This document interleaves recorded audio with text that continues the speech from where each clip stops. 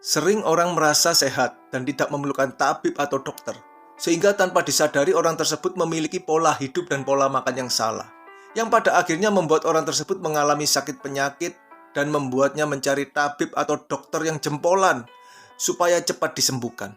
Banyak yang rela antri berjam-jam untuk berobat kepada tabib atau dokter yang terkenal itu. Apa yang diperintahkan oleh si tabib atau dokter pasti ditaatinya demi kesembuhan dirinya.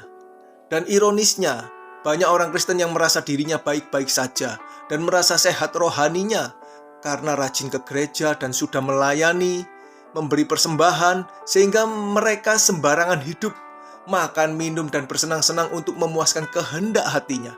Padahal tanpa mereka sadari manusia batinianya masih sakit, masih suka berbohong dan menipu sesamanya, masih suka iri hati, dengki, dan tidak mau mengampuni, cabul, tidak mau menolong, dan pelit pada sesamanya.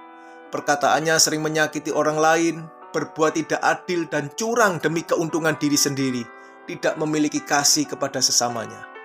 Saudaraku, Yesus datang bukan mencari orang yang merasa dirinya sehat rohani dan merasa sudah menjadi orang benar, tetapi Yesus datang mencari orang yang sadar bahwa dirinya masih sakit dan mau datang mencari Yesus, tabib yang ajaib itu. Yesus mau berurusan dengan orang-orang yang merasa dirinya berdosa dan ingin dipulihkan. Karena itu Yesus berkata, "Berbahagialah atau diberkatilah orang-orang yang lapar dan haus akan kebenaran. Beruntunglah orang yang lapar dan haus akan Tuhan, karena mereka akan dipuaskan. Mereka akan diubahkan menjadi manusia yang baru, manusia yang berkodrat ilahi, yaitu manusia yang memiliki karakter Kristus yang adalah kasih, sehingga dapat mengasihi Allah dengan segenap hati, segenap jiwa dan akal budi, dan dengan seluruh kekuatannya, dan mengasihi sesama manusia seperti mengasihi dirinya sendiri." Karena itu Yesus sudah berkata di Matius pasal 9 ayat 12-13, "Bukan orang sehat yang memerlukan tabib, tetapi orang sakit. Jadi pergilah dan pelajari arti firman ini.